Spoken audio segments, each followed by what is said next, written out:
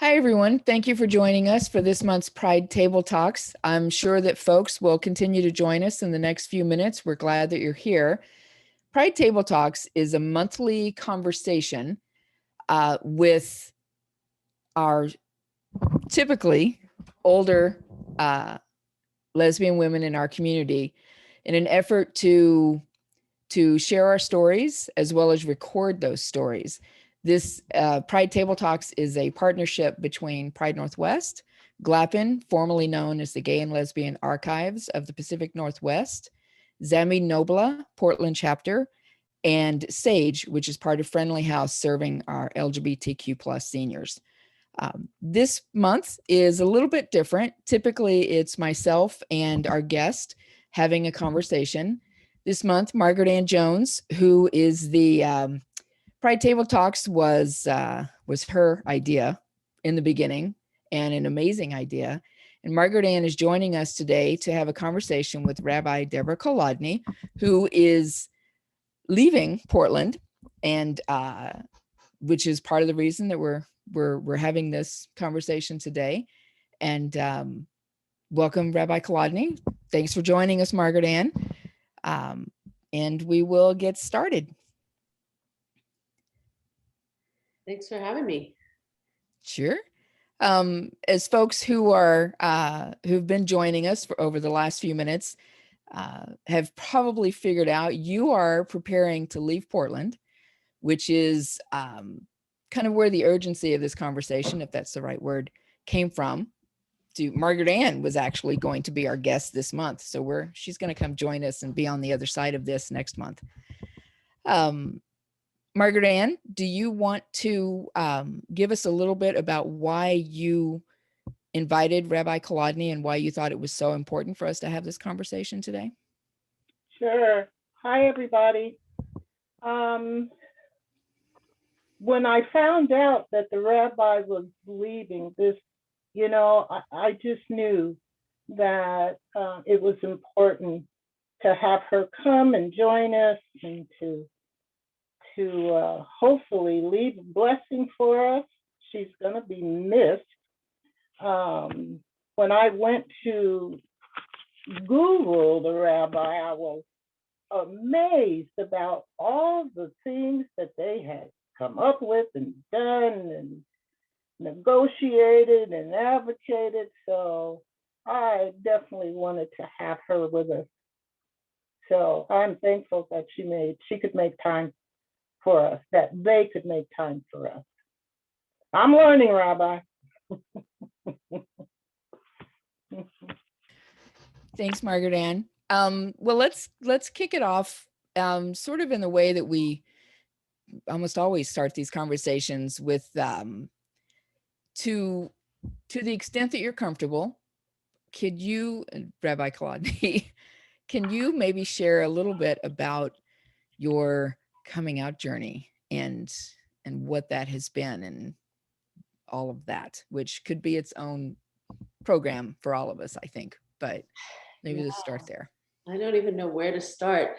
When I was, I think, around 8 years old, I found myself having spiritually erotic fantasies with women at 8 years old. It would be like, as I was falling asleep, I would have these visions. They were very Wiccan, of women. We were camping in the woods and they were dancing and there was a fire and there was, I don't know, it was just erotic and it was, it was appropriate for an 8-year-old, it wasn't like I was having explicitly sexual thoughts, but I had a sense from that time that I wasn't, didn't know this word, heteronormative, right? So that was me at 8, knowing that something was different about me. And when some of my friends came out when I was a senior in high school, I started to think, oh, all right, maybe that's like who I am. And I grew up in a household which was very, very progressive. My parents were activists. My father was a unionist. My mother is a feminist. And so I was really raised to be justice conscious. And so there wasn't any explicit homophobia in the house at all. So it didn't occur to me, while I was having these thoughts and making these connections, that maybe there was anything wrong with that. So that was very liberating and wonderful and beautiful. And this was I guess I was 8 in 1968, and I was in high school in the 70s. And then my freshman year of college, I visited a friend of mine in Boston who had come out as a lesbian, and she took me to, I think it was called Somewheres Else. That was the lesbian bar in Boston at the time. And we danced all night, and I was just totally hot and bothered, transfixed. And I was like, okie dokie. So something's happening. But at the same time, I was also still attracted to, I guess I was a young woman, to young men. And so I knew that I wasn't a lesbian. But for 3 years, I did actually identify as a lesbian because I was just so damn excited about women. And then over time, like after those 3 years, I was like, yeah, I'm bi, I'm bi plus, because it included all the gender variations that could possibly be. And I realized I really loved people at the level of the soul, and not, as I used to say, depending on whether they had an innie or an outie, and that I was, connecting to people energetically and spiritually and politically and intellectually. Yeah. So I guess that's what I would, those are the highlights. And at the time, in the world I was coming out in, it was kind of the tail end of the butch femme, kind of like the intense butch femme moment in the lesbian world. And everybody was still categorizing people, and I always had long hair, but I was a rugby player, right? So I always felt incredibly butch, but I looked femme. And so at the time, I said I was androgynous, not in the way that we talk about androgyny today, which is like maybe a woman without curves with no hair, but in the sense that I was blending kind of these two ways of being. And decades later, I came out as non-binary because there was like a language that was better suited really for who I am. It is interesting to language is such a big part of how we talk about all this. And you're like, oh, that's that word that I didn't have 40 years ago when I couldn't figure out exactly what was going on in my own brain. Yeah. Margaret Ann, do you want to? Yeah, I'd like to piggyback on that. I've read in your bios that you're identifying as bisexual seemed to be quite important. And also you led a national organization. Am I getting that right? Yeah, you are. Back in the 80s and early 90s, I was one of the 6 national coordinators for BiNet USA, which was at the time, it was, I would say, the national political bisexual organization. There was also a bi organization in Boston that was national in scope, but it was more of a cultural and social kind of organization. Yeah, and in that capacity, I did all these biphobia trainings for HRC and NGLTF, and I lobbied, and I lived in DC, so I got to do all the, fantastic political activism there and watch how the sausage got made and fundraised and wrote the newsletter and, all the things you do when you're a scrappy nonprofit leader and there's no staff. You just have to do everything, right? Oh, yeah. Much.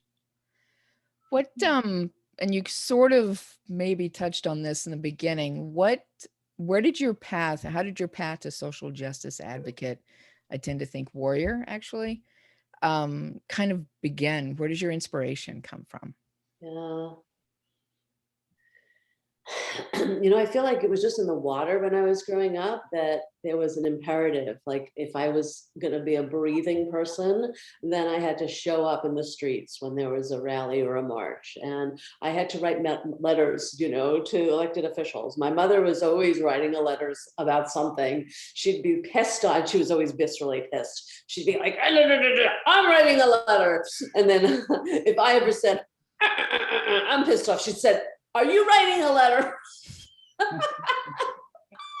So it was like breathing. It was like you have a civic responsibility. I remember also, interestingly, it feels like it was about 8 years old, being with my mom in the voting booth, and feeling what a profound blessing and privilege it was to be in a country where there were supposedly universal voting rights at 8 years old. Of course, I didn't understand voter suppression and the history of that, of restrictions and prohibitions and the inability of Black populations to vote.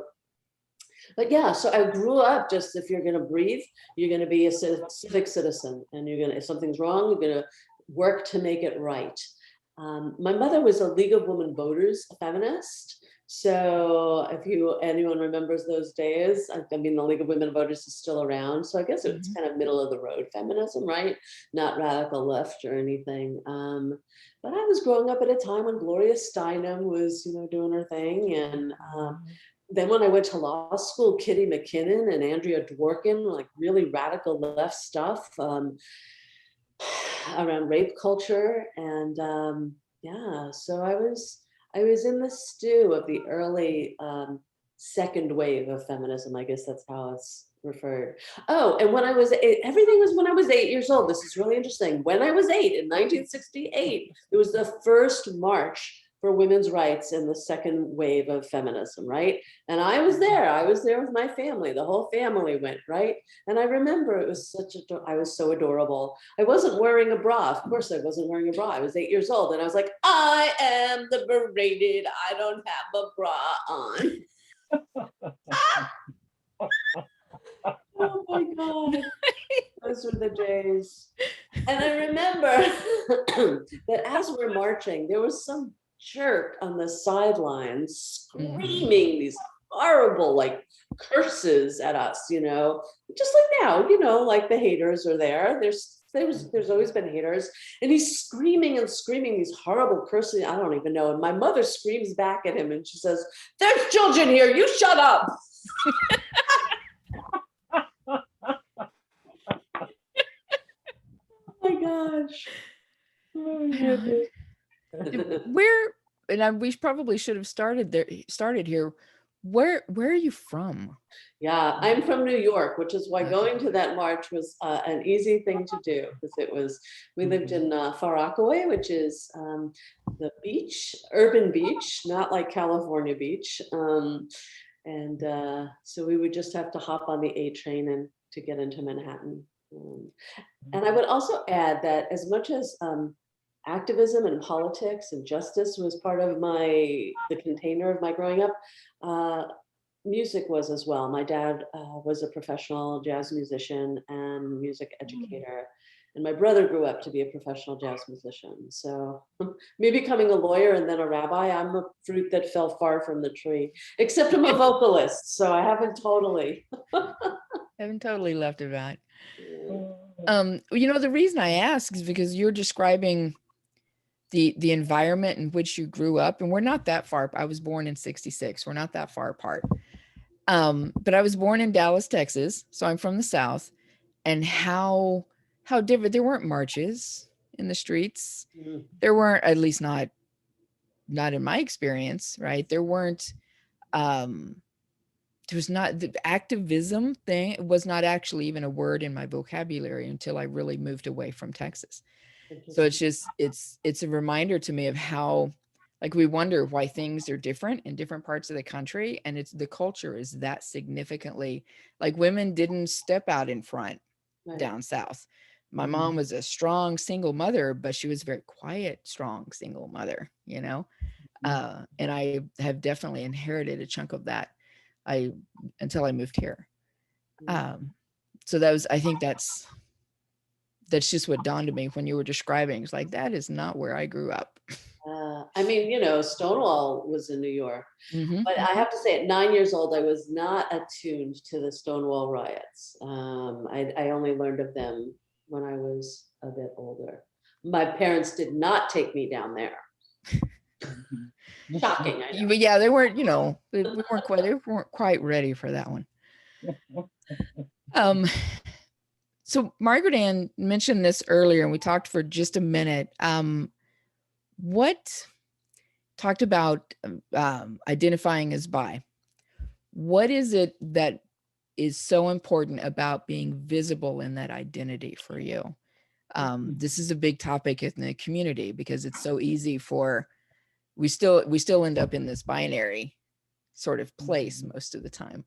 Yeah, and for folks who are in monogamous relationships, people tend to categorize them by who they're with, you know. So I've been married to my wife for, well, we've been together for 8.5 years. And so, you know, people assume I'm a lesbian, I'm sure, all the time.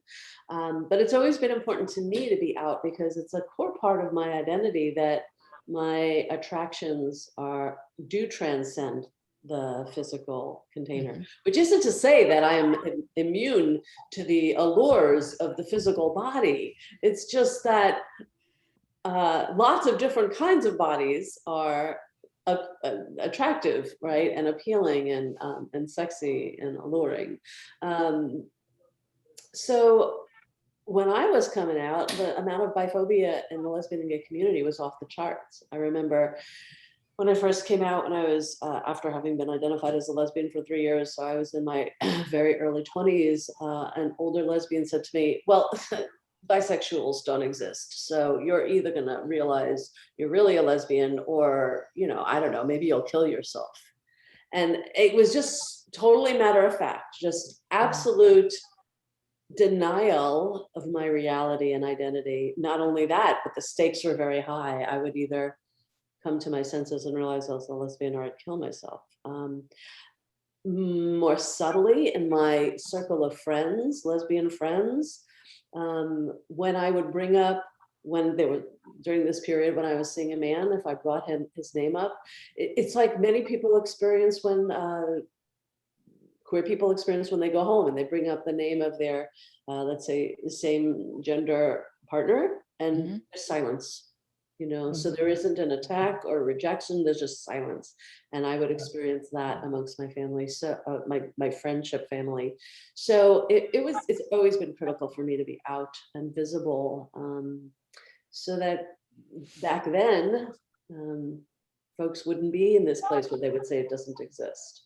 You know, we could break through that.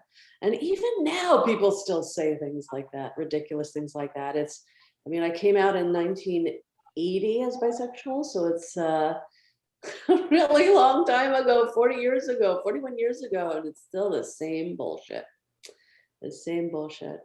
When there's great data that well over 50% of the LGBTQI plus community identifies as bi plus pan, you know? And there's also searingly horrific data about health outcomes for bisexual plus people, which are way worse. And the incidence of rape and sexual assault on AFAB bisexual people, way higher, you know? So it's like, there's implications to this erasure and to this denial and to this hostility, which is much more painful when it comes from within the queer family. Oh yeah. Yeah. Why do you think not much has changed in all this time? So my theory then is the same as my theory now, which is that which actually is can be applied to way more than just bisexuality versus monosexuality. And it's anything on a spectrum is more threatening, because if you can polarize and say, well, you're either straight or you're gay, then you know who your fam is if you're gay, right? And the straight people know who they're not and who maybe they want to hate, or maybe they want to be tolerant of, or be a performative ally with, or maybe even a true ally to, right? Everything is very, very clear. But when if you acknowledge that there's a spectrum, then all those folks who are dealing with their internalized homophobia, well, if they could actually be bisexual, then it's way more likely than they really are, right? If they're having same-sex attractions. So they can't just deny their own urges anymore because it's not 100%. Well, I'm still attracted to my wife, so I can't be gay, you know? Well, if you could be, Right. you know, bisexual, then it's way more threatening to those who are haters because of their own internalized phobia. That's A. And B, people like categories. People like hard and fast lines. So when things get mushy or unclear, it generates fear. Yeah, we don't like gray. Yeah. We know this is Yeah. very true. Very true. Margaret Ann? I was just wondering, how did you, well, your spirituality and, you know, your religion also is huge, you know, for you from everything I've read and heard, and how did you, how do I want to say this, kind of utilize that as well in your work? You know, how would you, because I know that you, as the spirit moves us, that was important. So how, tell me about that. Well, when I first came out, I was not, I didn't recognize myself as a spiritual person. I was raised in a secular household, and really my parents' embodiment of Judaism was all about doing the justice work and cultural connection. So I found my own way spiritually, and at first the two were disconnected. My sexual orientation was just what it was, and my religious explorations were just what they were. But towards the end of the 90s, I guess when I was in my 30s, the twain started to meet, and I started to recognize that, first of all, my spiritual life blossomed, and I was really excited by prayer and the spiritual community, and I started learning Torah, and I started learning theology, and I started seeing myself in Torah. Like, you know, there's a line in Genesis and Bereshit, chapter 1, verse 27, that in the first creation story, it describes God creating the first Adam, which doesn't mean Adam the man, it means human being. And that human being was both Zachar u'Nekava, which means male and female. So the first being, which was the being created B'Tselem Elohim, in the image of God, was both male and female. So the first being was either intersex or non-binary, and that is what God was. And so this whole idea that God was this old man, white man with the beard in the sky, it's like ridiculous anyway, but it's also explicitly ridiculous in the text, right? So if anything, you've got this genderqueer, intersexed deity, and from that, I realized, well, you know, if God is beyond gender, then we are too, because we're created in God's image, right? And if we are beyond gender, then what does it matter? Like what the gender is of the person we're with. We're all just trying to be whole, right? So, yeah, so I started, and it's clear, like this is explicit in the text. This is not like some radical leftist 21st century feminist, you know, trying to impose something on the text. It's right there. So yeah, so I found myself in text, and I very much found myself in sung prayer, and yeah, so I guess I mean, I published a book, Blessed by Spirit, Bisexual People of Faith, back in 2000, to try and lift up not only my own experience, but the experience of other people of faith, and Christian people, pagan people, Hindu people, Buddhist people, indigenous people, Wiccan people, to start spreading the word that not only do we exist, but we also have a deep connection to spirit, and we're teaching from that, and we're healing from that, and we're leading from that. and we're manifesting the world that we want to live in, this beautiful, compassionate, welcoming, queer celebrating world that we want to live in today. It's not just something we're hoping for. It's happening right now, here, right now, right here. Mhm. Mhm. Right on. Yes, yes. Well, let's shift a little bit. When did you come to Portland? I came 10 years ago in 2011. Wow. Okay. Seems longer than that. And I haven't even known you that long. What brought you here? I had just been ordained and I came here for my first pulpit. And I knew very little about Portland. I'd seen Portlandia a few times, and I knew it was really rainy and really pretty outside of the city. So I had a very steep learning curve, and I knew it was really white, but I didn't know why it was really white. But I knew like on the plane out here, you could feel it already. You could see it already because almost everyone on the plane was white. And I was so uncomfortable because growing up in New York City, which is the opposite of really white, I guess. I don't know. The antithesis. Yeah, so I had a large learning curve. I really, and nobody was offering up this information. So it wasn't until after I left that pulpit, it wasn't, that congregation wasn't a good fit. And I started doing much more of my own activism. One of the disconnects with that congregation is that their way of doing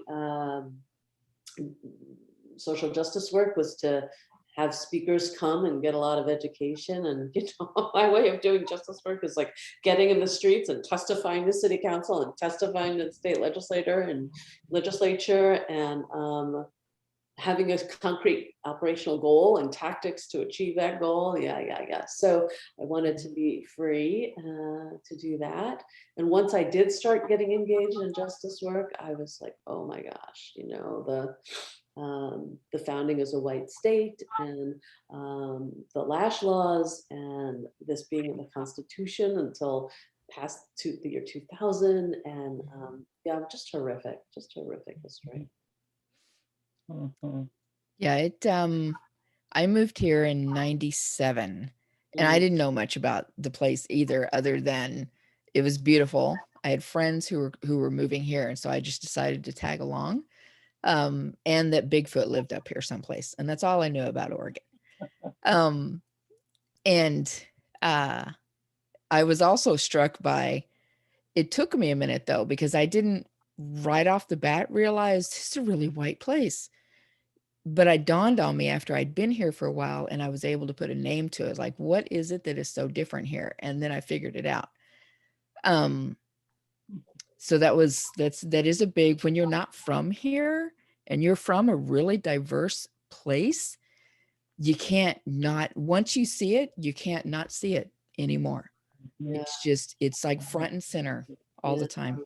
And it wasn't just that I grew up in New York. I lived in Washington, D.C. for 26 years. And I'll never forget, a couple of years ago, an article came out on the best cities for Black women to live. And D.C. was number one. And I was like, well, that explains everything, right? But it's huge, it's a Black city, it's Chocolate City, right? So it's majority Black. As far as I knew, from the day Washington, D.C. was founded, there was a Black mayor. Of course, that isn't true. But, by the time I got there, it had been decades already, right? So there was political power, there was economic power, there was, influence. There was just like, totally different scene. Totally different scene. Oh, yeah, definitely. For me, I was totally shocked. Yeah. When did you move here, Margaret Ann? I came here in 92 to go to school, but I had never seen so many white people in my life. That different. I had to go look for, where are the Black people? Where are the, brown people? Yeah. Where did you come from? Where did you? California. Yeah. And my first, like, it wasn't my first, but the racism here was, I mean, it was out front and open. It was, I couldn't believe it. Yeah. So it's a different place here. It is. Yeah. Oh, yeah. So, Rabbi, being here in Portland, and because you came from, you know, diversity, how were you able to, you know, get a foothold here? Make it work. Yeah. I mean, and it wasn't just that I'd come from diverse environments. I had also been an activist. Like, for example, this BiNet USA, as a political entity, we had these 6 national coordinators. We had a requirement back in the 1980s that 3 out of the 6 coordinators had to be BIPOC people, although we didn't use that language, you know, in the 1980s. And that there also had to be gender parity, you know, so at least 3 women. And yeah, so and then when I was locally in DC, I was part of this direct street action group called Ambush, which was an alliance of multicultural bisexuals united to stop hate, heterosexism, homophobia, and anything toxic that starts with H, right? So it's like I was engaged in racial justice, in political activism that was structured around racial justice, right? Not to mention some of my union work was very much specifically around racial justice work. It was AEOC stuff, and then it was called multicultural diversity, you know, back in the 80s and 90s. So how did I cope? First of all, I flipped out, and then I tried to find the people who were doing the work, you know, who were doing the justice work. Right. So like one of the first places that I worked out after I left that congregation was Resolutions Northwest, because it was doing restorative justice and racial equity work. And then of course, working with Portland United Against Hate, really lifting up all of targeted communities, including Black people and brown people and Indigenous people and queer people and Jewish people and Muslim people. So yeah, I just tried to find my people so that I could be surrounded by like-minded folks, I guess, who were trying to be part of the solution. But ultimately, I'm leaving, and there's a reason I'm leaving. That's, you know, that's definitely a big part of it. Well, that's actually one of my questions.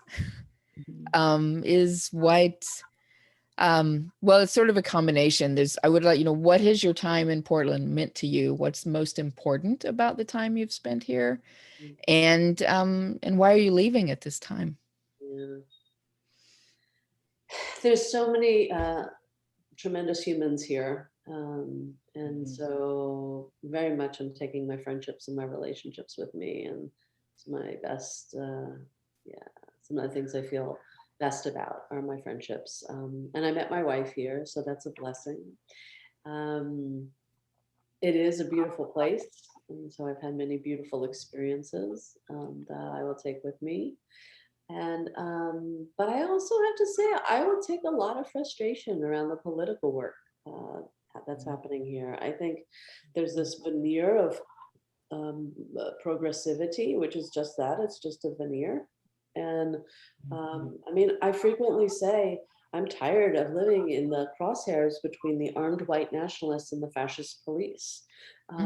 And yeah, that's the bottom line, you know, that we had a moment, like a sliver of a moment, where there could have been a majority of city council people, like, you know, there was enough momentum to reduce the funding for the police by $15 million, but there wasn't enough momentum to, you know, to really move forward on Portland street response. That just got, you know, rejected. And now it looks like with the current city council, we're lost. You know, the votes are nowhere near where they need to be to create a culture where community keeps community safe.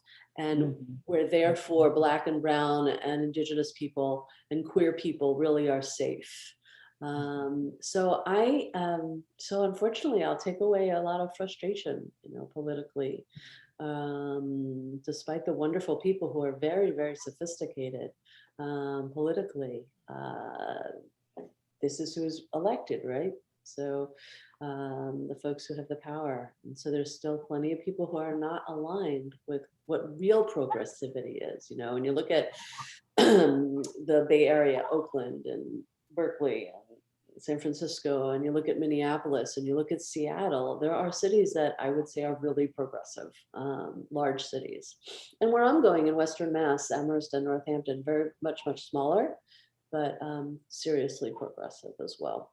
Mm-hmm. So yeah, so I'll leave with a lot of beautiful memories of beautiful humans and some great work, but for ultimately frustration. And I'm moving back to the East Coast. I mean, I'm not moving back to where I grew up, and I'm not moving back to DC, partly because I've come to a point in my life where I feel like I need to live in a much less densely populated area.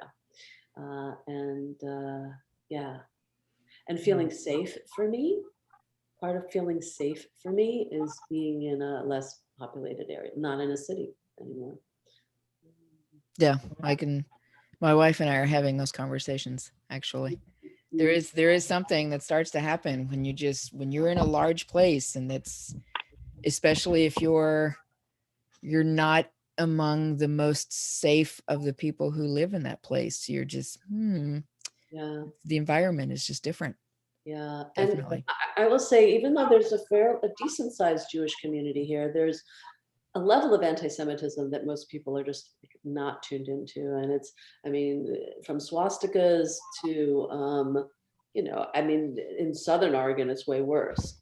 I did an Interrupting Hate in Public Spaces workshop in Medford, and some guy came just to disrupt the workshop, basically with these pamphlets about, you know, how horrible I was. And it was just ridiculous. It was, I've never encountered anything like that.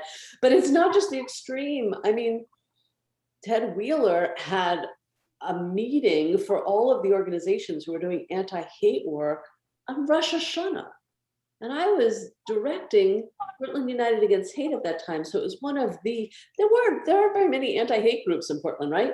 Mm-hmm. So the person directing one of them can't go because the meeting's on Rosh Hashanah.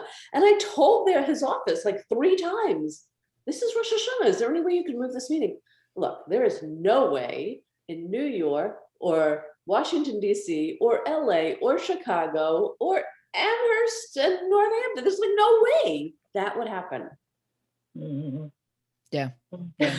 It's just ridiculous. So for me, you know, again, while it's a much smaller population, much higher percentage of Jews and the area where I'm moving to, and also very, very, very high percentage of queers. So that combo. All right, what's the address again? I'll need to make some notes. We'll be in touch. You know, it's I know this is a little bit off topic, but what you just said reminded me. I know I mentioned earlier that I was in a sort of a half-day summit this morning, and this exact topic, the sort of underlying is not the right phrase, but the connection between the depth of anti-Semitism to all of the antis, all of the isms, you know, and this connections between them. And this is really a strong conversation between about white supremacy and white nationalism and their differences and the differences in their purposes. Yeah. Was Eric Ford leading this? Yeah. It'll all be, we'll be sharing the link out for us because all of the sessions will be online. It was really good. He's really been a leader in helping people understand how anti-Semitism is, I think the phrasing he uses, the animating force behind white nationalism, right? Because they have this whole cosmology that, horrible cosmology that's so racist, right? That they can't imagine that Black people could have advocated for themselves to achieve the gains they've achieved. And so there has to be like a shadow force operating to have achieved these gains. And who's that shadow force? It's the Jews. Yeah. So it's like, the Jews have to be eliminated, right? And it's like, well, I'll take the ally ship, but Yeah. Anyway, yeah. And you are definitely correct of how, I mean, Portland in general is very, given how much it's in the news and there are people in the streets and all, you know, maybe it's just because I'm closer to it, but Portland is very unaware of almost all of the undercurrents that live here, you know, and the differences that makes for our lived experiences. Yeah.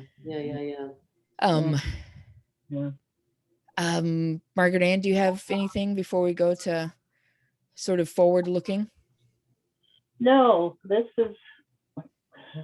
go forward. This is so interesting, and I'm glad we're getting to share this time. Oh yeah. So needed. So you're moving back east. What's next? What are you doing? Yeah. Well, I am very blessed and privileged to be able to not have to know right now. And one legacy that Portland has left with me is that the ridiculous escalation of home prices on stolen land has enabled me to not have to have my next thing right away financially in terms of work. So I have many things in the fire. So I am a finalist of this beautiful position at a consulting firm that does social impact consulting. Oh, nice. Which is, for those who may not be aware, is really supporting nonprofits, public agencies, potentially businesses as well, and philanthropists in supporting social change and justice work. So I was a consultant for many years before I was a rabbi. And obviously we've already talked about my justice work, and the position is the vice president for Jewish community impact. So it would combine these three huge pieces of me: the consulting piece, the justice piece, and the Jewish piece. So wow, that would be really exciting. And it's a telecommuting position, so I could be anywhere. So we'll see what happens. That's one possibility.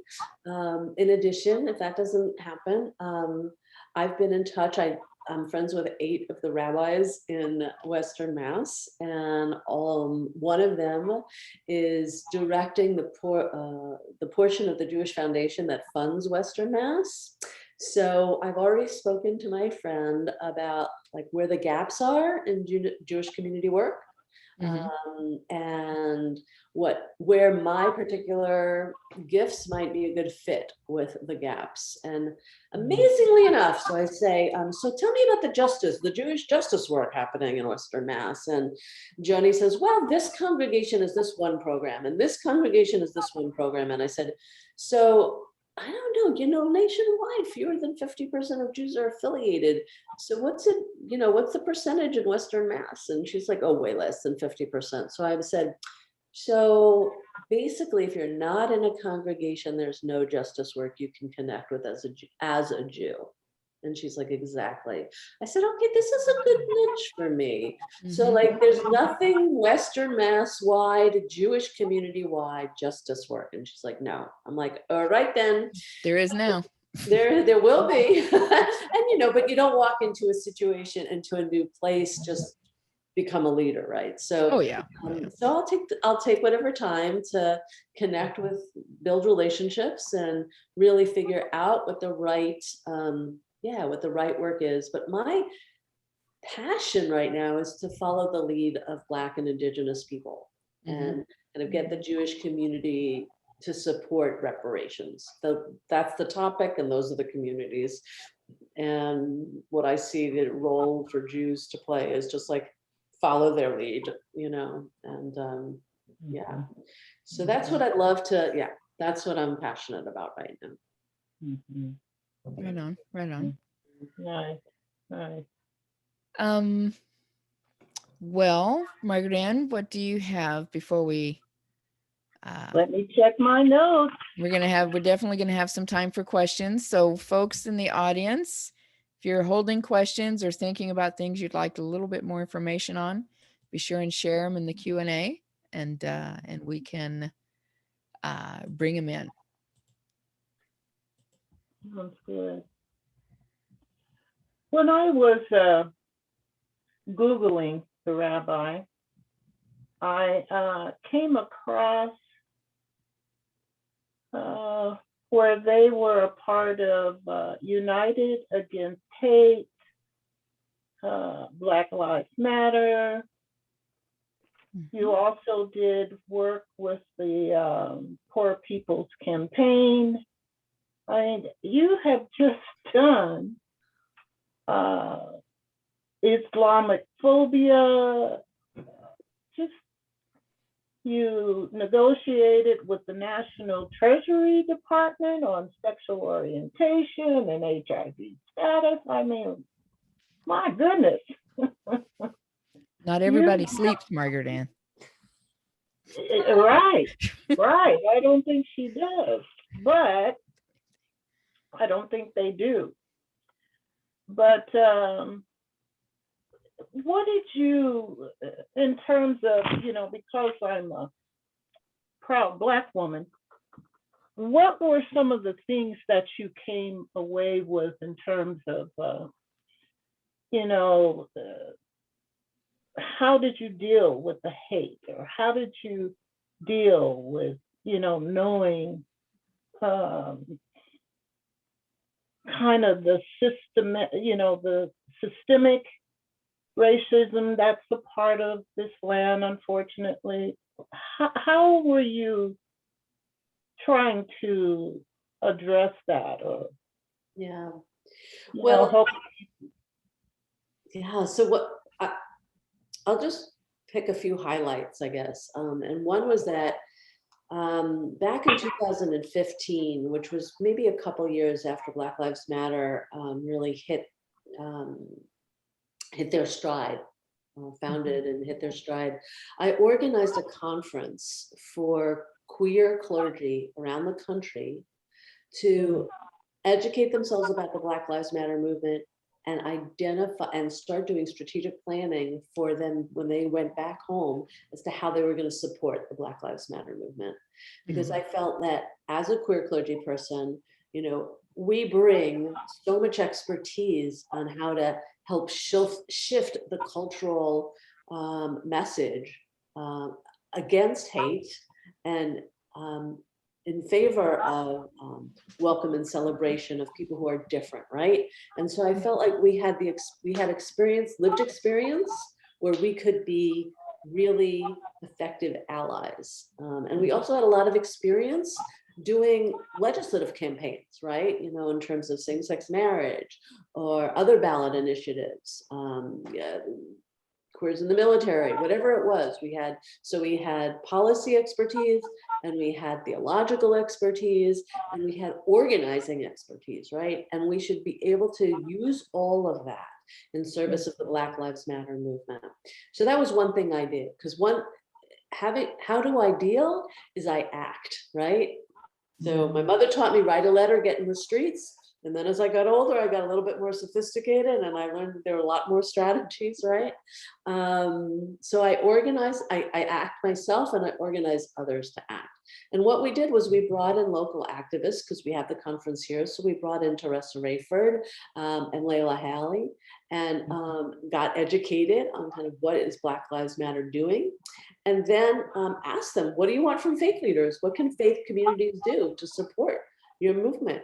And then we would break up into our regional groupings, and people would speak with others who came from whatever city they came from, and figure out what they were going to do when they went home. So that's one example of what I do. But there's another piece to this, like how do I cope with the hate? How does anyone cope with the hate?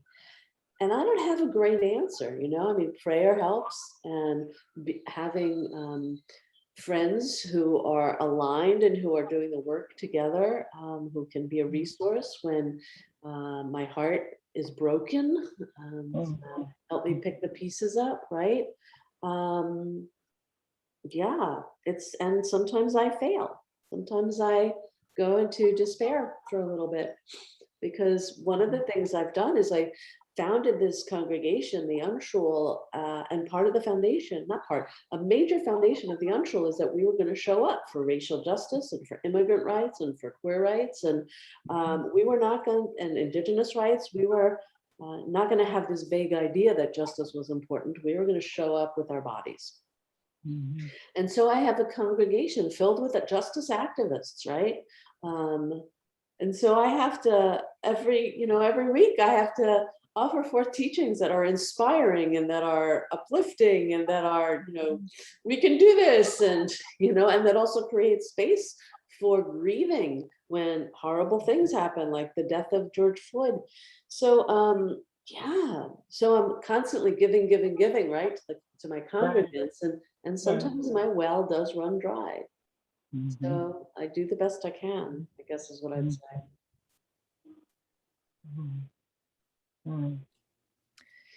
I don't think we're naturally supposed to know how to deal with hate and how to deal with the weight of that, I mean, I don't think there is there's not an answer for how to deal with it. That's such a, it's such an individual. I mean, we've learned, and there's methods and there's all these things, but like you say, Rabbi, at some point, we're all going to reach a point where, it's just not working right now. Yeah. And I'm just going to have to, absolutely. Take a breath. And also, I mean, my wife is a healer, and I am, and they have been generous in giving me, they use a technology called TBM, total body modification, which is an energy practice. And when things are rough, I get a lot of healing. But not just healing, in terms of healing technology, just having a home base, with a nice sweetie who's gonna listen to whatever I have to say and be a shoulder if I need to cry. And oh, and I really need to put up, my dog Cinnamon is really helpful too. Yeah. And sometimes I indulge my rage. Oh my gosh. Oh yeah. Yeah. And I also look for ways to be inspired, so that I'm not continually feeling the assault of the negativity, right? So for example, last High Holidays, I integrated teachings, the Zoom allowed for this because, I would never ever think to have run video during my services, of other people speaking, because Jews don't actually, we're really not using a lot of electricity on our holy days and on our Sabbath. But this year, since we're on Zoom, we're using it anyway. For both Rosh Hashanah and Yom Kippur, I had video clips because I really wanted to uplift the Black Lives Matter movement. I had video clips of activists speaking, I decided what my teaching themes were. And then I had a dream actually a month before saying, Deb, if you want to talk about, Black Lives Matter, then you have to center Black voices. So shut up. So I had, I had my themes, my 5 themes for each sermon. And then I looked for the video clips that would, where folks, activists, or in some cases, celebrities or politicians would articulate teachings on those themes. So yeah, so I also look to be inspired. Mm-hmm. Mm-hmm. Mm-hmm. Mm-hmm. Right on. We need it. Oh yeah. Well, I want to leave time for some questions if they come in. What I've been trying to figure out how to ask this question because it can go either way. What's the message that you would leave Portland with? So it could go either way. What is the message I would? It's not just for Portland, but really the message for the world right now. I have come into a crystallization of my own thinking around activism. And I've come to the conclusion that all justice work is, justice is the end product, not of, well, yeah, you need the rallies and the activism and, you know, the testimony at city council, but it's actually the product of what in Hebrew we call tshuva, which is the repair, atonement, and work to restore.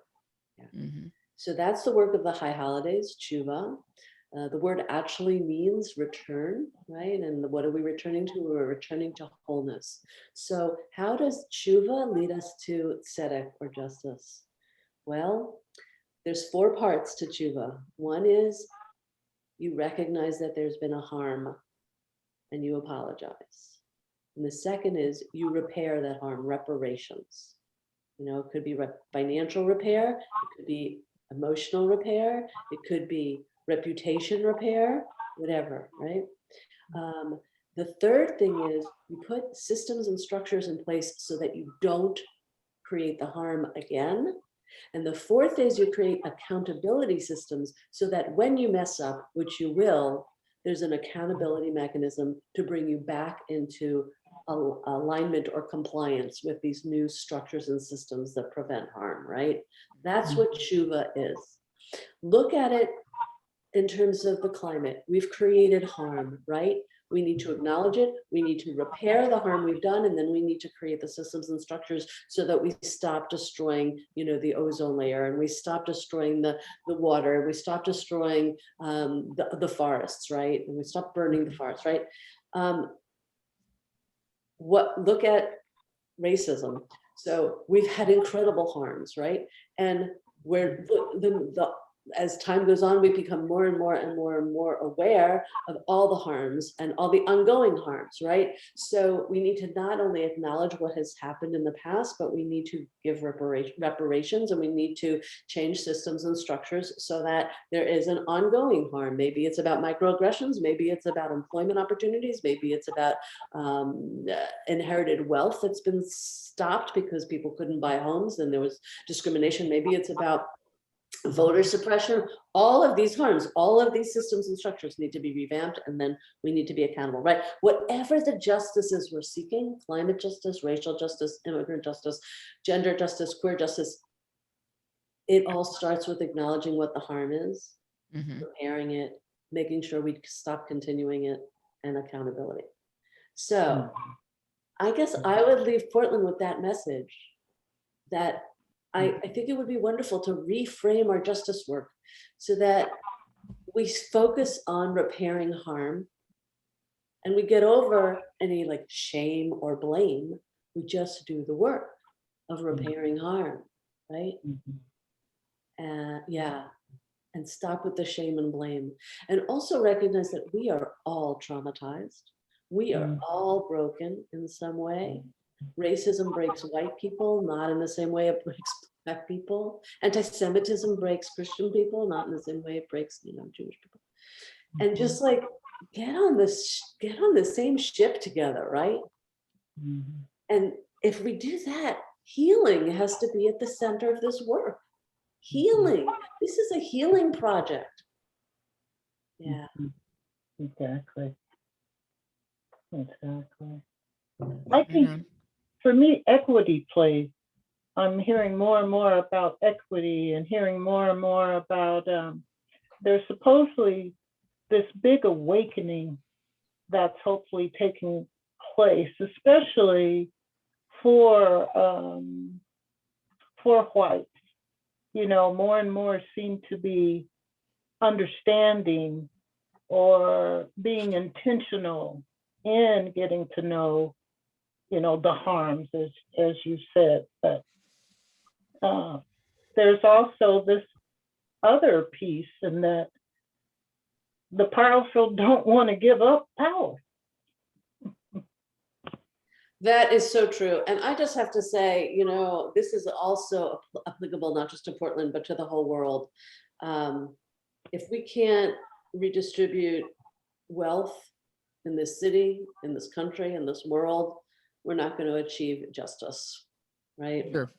You know, Mhm, so the worse and worse and worse and worse our tax system gets, the more and more and more inequity we see, and the more racism we see, the more all of the isms we see, right? These gross wealth disparities are killing all of us, and it's also killing the earth. It's also allowing for climate catastrophe. So yeah, yeah, I agree. And that's another harm. Like this, we're living in a nation where the tax system is one festering boil, you know, cauldron of economic harm. You know, and if we can't change the tax system and our economy, yeah. So we have to look at each system and structure, the healthcare system, the education system, the financial system, the tax system. All systems need to be revamped. Exactly. I agree. Okay. Does anyone have any questions for the rabbi or any comments? Checking. It's funny, you know, everybody always has questions, but no one wants to be the one to ask the first question.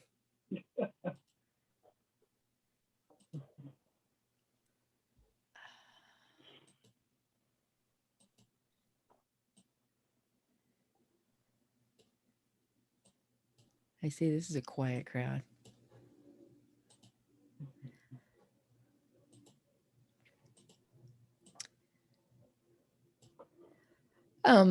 I have a question, and this is it's political, but it's not political. It's different. Well, okay. And this is just sort of, this is where we're going to get a little bit into the weeds. The Portland's charter review process is underway. You're leaving just in time to not be part of the charter review process.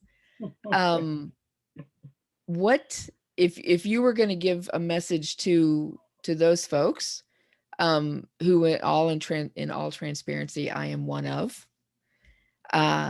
what would you tell them?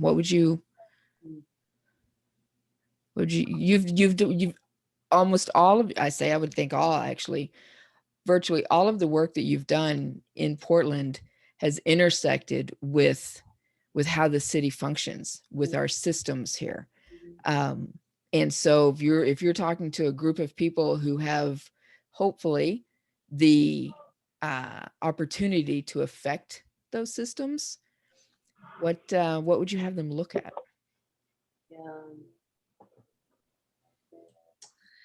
This is hard because I was on the code change committee, where those of us who are participating were tasked with looking at how the work of the Office of Community and Civic Life functions, and the current situation where neighborhood associations have basically had non-competitive contracts with the city for 30 years. And we were involved in this effort to create a more equitable system so that there wouldn't be any non-competitive contracts that the city offered, and that targeted communities especially would be eligible for the funds and would be able to throw their hat in the ring. And that committee met with allegations that were just not true. Like, oh, you did your work and you didn't include neighborhood associations. That was just totally not true. Neighborhood associations were sitting on that committee. Neighborhood associations were surveyed by that committee. Neighborhood associations were welcome to show up at every meeting, right? So there was a process allegation that was waged against the committee that was false. And then the substantive proposals from the committee ended up being tubed because of the pushback, I would say, by the moneyed populations in Portland. And so one thing I would say is I don't know how to overcome that.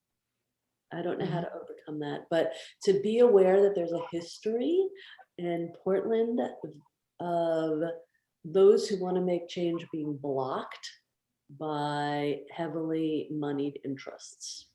And I don't think that's going to surprise anybody. yeah, and when I say I don't know what to do about it, like, again, there were allegations that were made that were totally untrue, but somehow they became the narrative, right? It's like false news, right? Fake news, except from the right. And so I don't know how you prevent that, because in my view, in terms of the process, everything that should have been done was done. So as you proceed, to be careful and aware of that, and to, if there's any way to preempt that kind of allegation, to try and structurally set that up. That's the first thing. The second thing is that I understand that one of the major thing on the table is geographic representation by city council members. And as opposed to having at-large city council members. I think that's something you guys are going to be looking at. Is that right? The list of exactly what will be looked at is actually still being developed. Well, if that's one of the things that you're going to be looking at, I would say, yeah, I think every major city in the country that has geographic representation has way better accountability than at-large representation. So I think that that's a no-brainer. And I think that would be a really strong path to proceed on. But in terms of, you know, in general, I think everything I've said about the city being kind of having a veneer of progressivity, but really being quite conservative and unwilling to really move forward on the kind of progressive agenda that has been put forth around supporting targeted communities, ensuring, as you know, that this rubric of that I just put forth, the find the harm, repair the harm, ensure the harm doesn't repeat, and then put accountability mechanisms in place. I mean, if you could adopt that structure and just apply that lens to every question you look at, I think you'll be great. Okay. Definitely. That's good stuff. Joe Ellen has put a question in, which is actually related, I think, to what we're talking about. First, thank you for your contribution to our community. And that comes from all of us as well. Who, and this, boy, here's the $64,000 question. Who controls the power in Portland and likes the chaos that continues? And who likes the chaos that continues? And those are really great questions, root questions, right? If we could answer this, maybe we would be able to move forward. And I'm not sure how to answer it. You know, I mean, who elected Ted Wheeler? The business community, for sure. Who does Ted Wheeler advocate for in his policies and his positions and his budgetary decisions? It's the business community. Certainly not the houseless population. You know, I mean, if you just look at, if you want to create that poll, you know, business community here, houseless community here, he's continually been in support of the business community. So, and why they should be at odds, I don't know. You know, I don't know. So, yeah, so I would say the business community controls the power. Who likes the chaos that continues? I don't know. Margaret and Deborah, do you have any thoughts on that? Well, honestly, I don't know, Margaret Ann, I'm not sure if you want to speak to that or. You know, for me, and this is a question for you too, Rabbi, and it could be my paranoia as well, let me tell you. I'm starting to develop that. But it seems like when you're out there advocating, there are sanctions that you run into. You know, when people just don't want to hear what you have to say about, we're all in this together. That's my message. We've got to work together. We've got to come together. Let's learn about each other, all those things. And when I am in the circles and there's powerful people in there, it's like, the door is shut sometimes. You can literally kind of see that. They turn away, So have you ran into that, the sanctioning for your beliefs? Is important? I'm not sure. More than sanctioning, I have experienced being shut down and ignored, Yeah. So Okay. like I'll be there testifying, right, at city council, and I can see Ted Wheeler's eyes glaze over. Oh, there's Rabbi Kolodny again, So just not even caring. But something you said, Margaret, and I got me thinking, Joellen, I think this is an amazing question. Who likes the chaos and who benefits from the chaos? And I actually think the police love the chaos, and because the police are seeding the chaos, right? My experience, and they get humongous amounts of overtime and they get humongous amounts of money to be out there in the streets stimulating.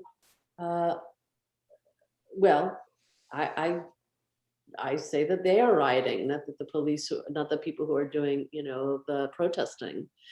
When I was out there last spring and summer, what I saw was that people were peacefully protesting, and maybe somebody threw a half-empty water bottle into an empty street, and the police called a riot and they started tear gassing, and then the elected officials would believe them, and they'd give them more money to have more staff overtime so that they could protect the buildings which nobody was attacking. And what happened over time is that some violence did start happening in the protest community, but that's not what was starting. It took a month and a half or so of the police attacking protesters for the protesters to start having a little bit of, maybe garbage can fires or something like that.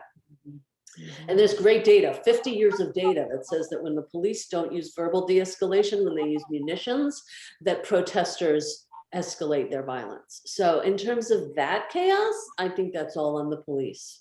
And then there's a vicious cycle of police getting funded as opposed to social services, and opposed to, nonprofit community organizations, and opposed to the community, keeping the community safe.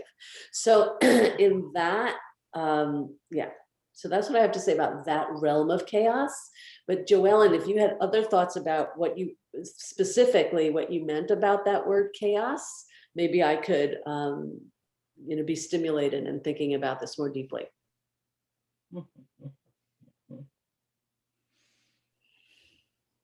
I'll give Joellen a moment to see if she wants to chime in, or see if they want to chime in there. When I think of chaos, I did think of that chaos, but I tend to veer toward a larger definition of chaos. And sort of this who's benefiting from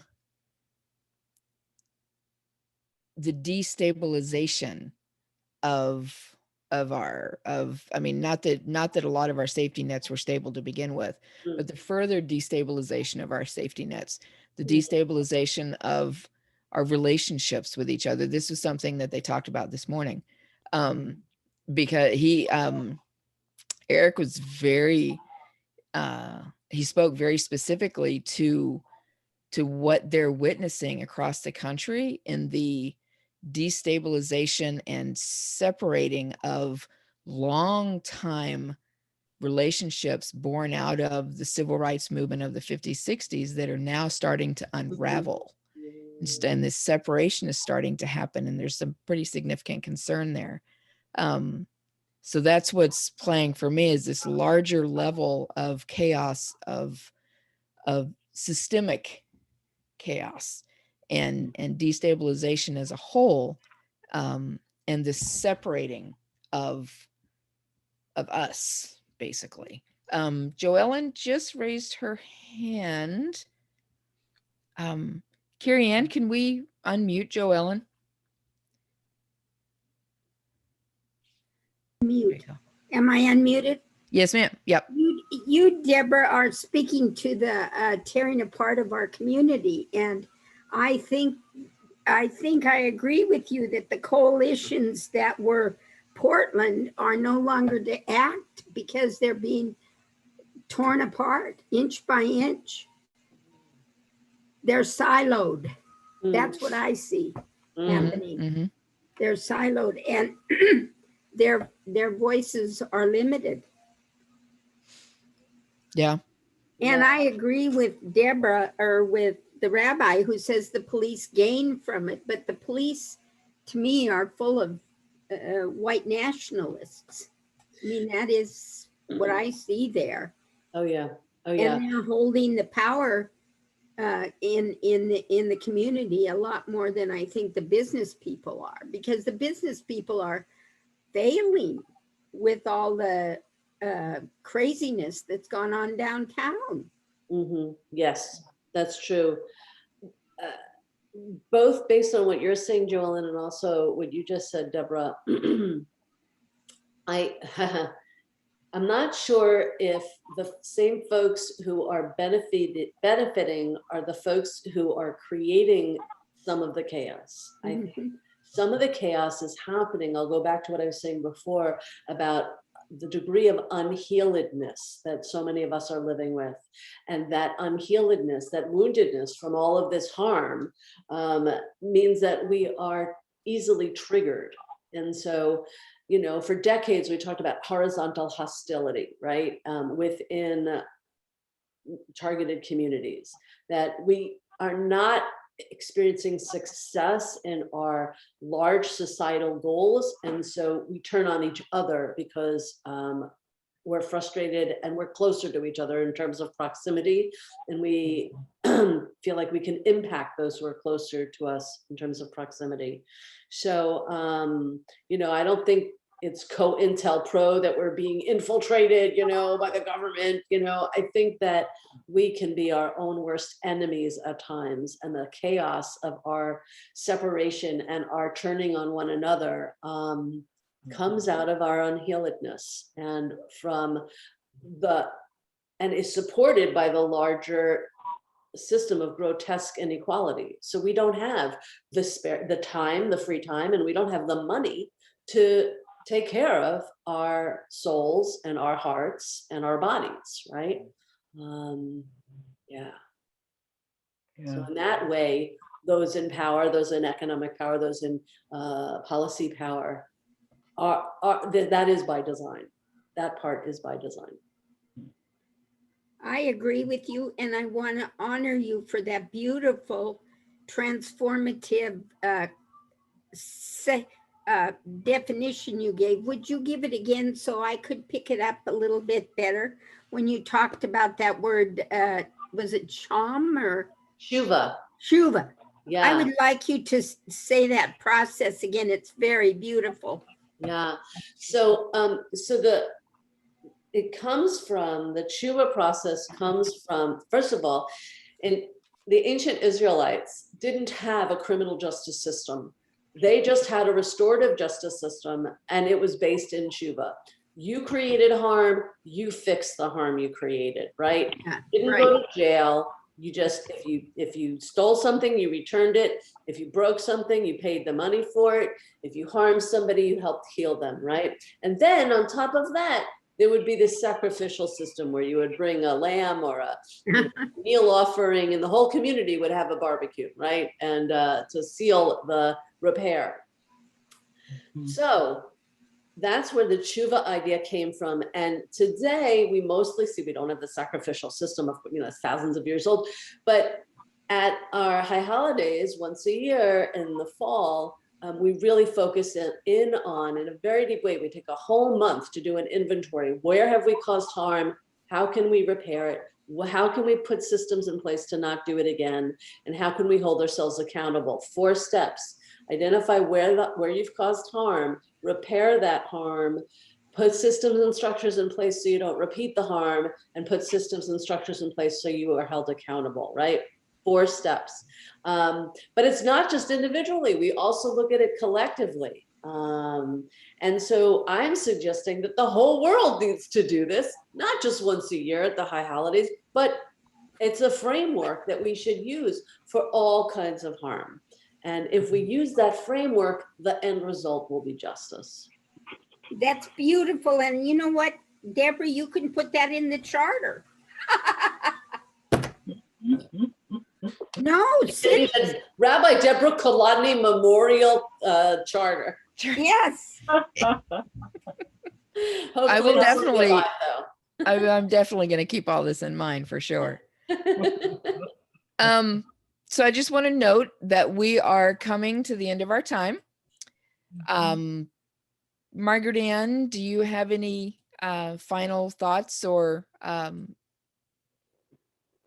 Well, what I was asking for was for the rabbi to leave us with a blessing, because we're going to need it. We won't have you here, so. So I want to, I'm going to sing a little bit, and is the final words that I offer forth. But so I'm going to pour in this intention into this song. And I just want to, so I'm going to start with the verbal blessing, and then I'll put the seal on it with the song. I just want to bless all of us, not all of you, all of us, that we tap deeply into the endless well of support and healing and love and inspiration that exists in the universe, so that we can feel ourselves plugging in whenever we need support and inspiration, and experience that flow of renewal and revitalization.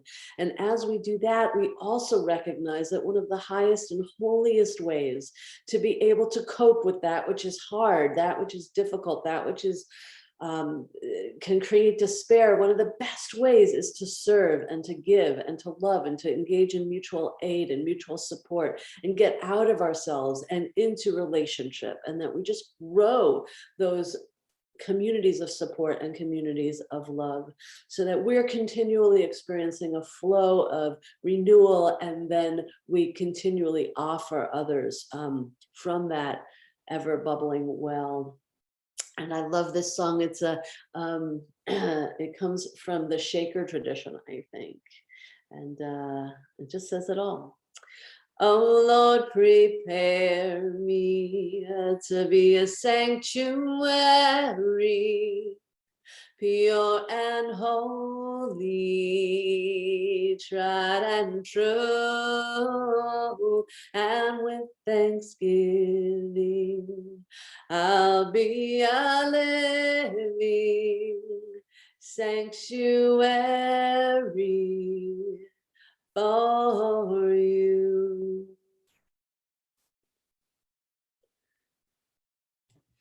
Thank you.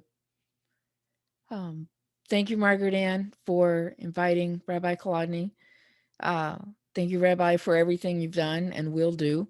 Definitely stay in touch. You have my email. Thank you, Joellen, for participating and for your great questions.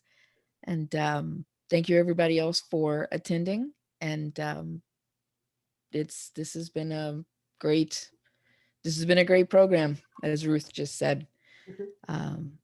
Everybody take care, and hope join us again next month. And Rabbi Kolodny, take care. Thank you so much. Thank you so much, Rabbi. It's been a blessing and an honor. Thank you. Thank you.